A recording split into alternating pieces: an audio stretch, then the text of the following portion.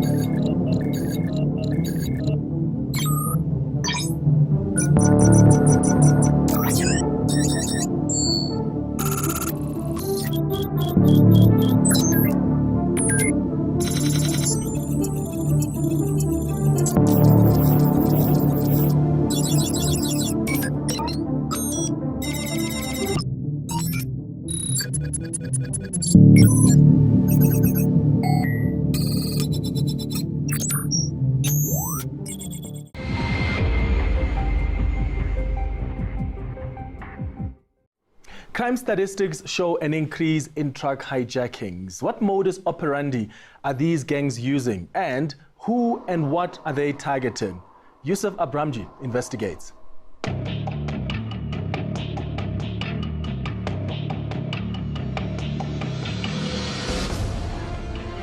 Truck hijackings are continuing. Over 350 cases were reported in just 3 months of this year. This is 70 more than the first 3 months of 2020, an increase of almost 25%. Police say most trucks are being targeted for their cargo, from electronic goods to cigarettes, groceries and clothing. Organized crime syndicates specialize in truck hijackings, and sometimes the criminals pretend to be Metro police officers. There are also fears that real rogue cops force trucks to stop, only to hijack them. The hijackers don't hesitate to open fire.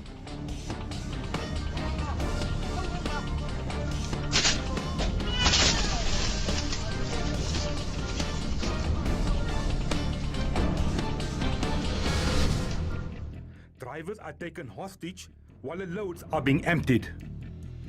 Police and private security often arrest some of those involved and recover the freight. Get out of the truck! And sometimes it ends up in high-speed chases. The gangs regularly abandon the hijacked trucks and trailers once the cargo has been emptied.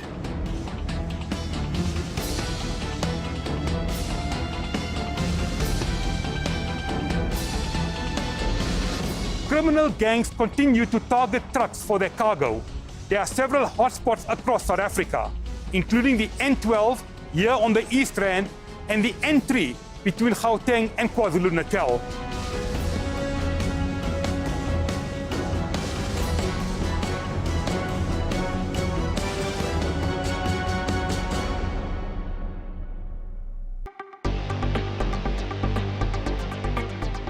A truck hijacking, where ma'am? N12, heading towards Springs, not a problem. Same for November Juliet 1. We have a truck hijacking, N12, direction Springs. Please dispatch. I've sent all info through. 10-4 November Juliet 1 responding. Truck hijacking problem is escalating on a daily basis, and yes, it's just growing. What we can do, of course, is we need to look at how we can secure our loads. Better security on the loads itself. I'm not specifically talking escorts and stuff like that, but the securing of the load itself. The problem that the people have is when they escort some of these products, it's an open vehicle. Some of them are not secured at all. They have no location devices in them. So that's a problem. And when they go missing, nobody knows where to start. However, our criminal element, these guys are professionals. They're using jamming equipment, jamming devices, and huge devices. And we just can't fight against those things. From the time that we get the actual hijacking until the time that we respond, it's two minutes, max 3 minutes. Have to suit up, make sure that we're good, my crew in the car, make sure that we're safe, and then we respond.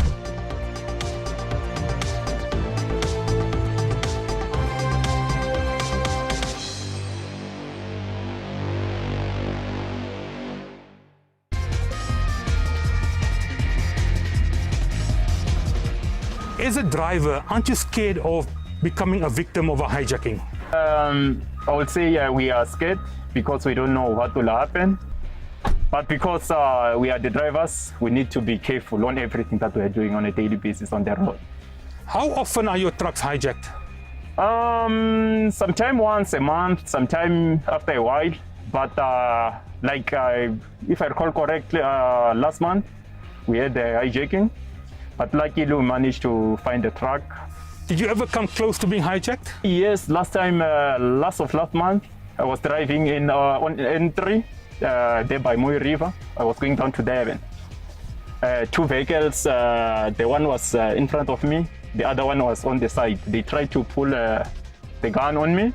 Luckily, I managed to escape from that incident. In our case, it's always the FMCG loads, that's fast-moving consumer goods. These are products, food, creams, shampoos, toothpaste, all items you'll find pretty much in a supermarket, fast-moving stuff. The reason for this is that they're sold by the syndicates onto wholesalers, mostly the Chinese and foreign-owned wholesalers in the country. We even know who they are. And if you ever go into a shop and you see a product you'd pay 10 Rand for in Pick and Pay, and they're selling it for 5 Rand, you know for sure it's hot. And the police don't help? No, the police don't help. Last week, 8 suspected truck hijackers were arrested after a high-speed chase and shootout in Gauteng. The gang used this ambulance. They are being linked to several cases. Hijacking, arson,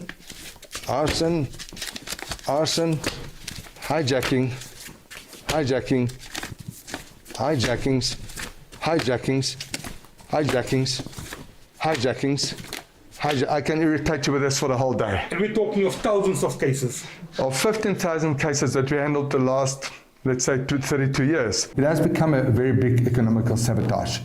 You know, the hijackings take place, the trucks are more or less about 2 million Rand, one truck, trailers another 600,000, 800,000 Rand, and the commodity always varies between 800,000 to maybe 1.2 million. So that's just talking about the amount of what the values are of the truck hijackings. It increased with about 46%. If we look at 2019-2020 statistics, that's where 46%. Our office personally investigate at least between 30 and 40 hijackings per month. What modus operandi do these hijackers use? The modus operandi remains the same as since 1989 when I started doing the hijacking investigations, which is very basic. The truck driver will be en route from his point where he actually picked up the loads to where he's supposed to deliver. It doesn't matter whether he came from Durban, Cape Town or any other place like Free State.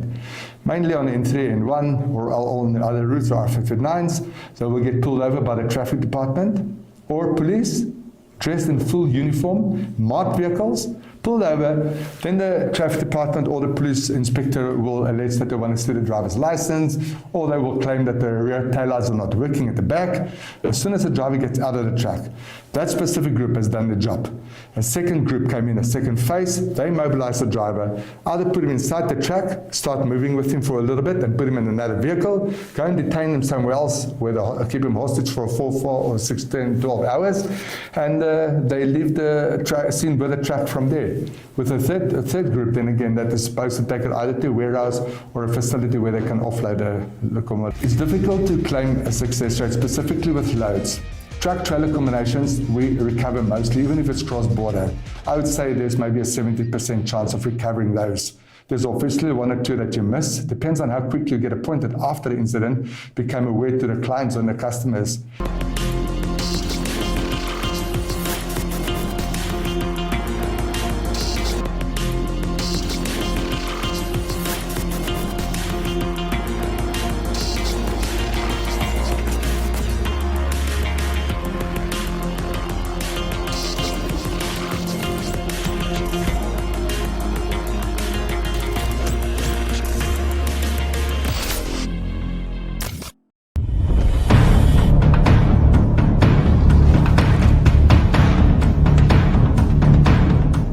Introducing Southern Africa's leading and fastest growing security solution provider. Coupled with a growing national network of strategically placed cameras and a variety of partners across many different industries, all number plates that pass snipers' cameras are recorded and cross-referenced. All vehicles listed as suspicious or wanted create an immediate alert. The vehicle is stopped and the suspect apprehended.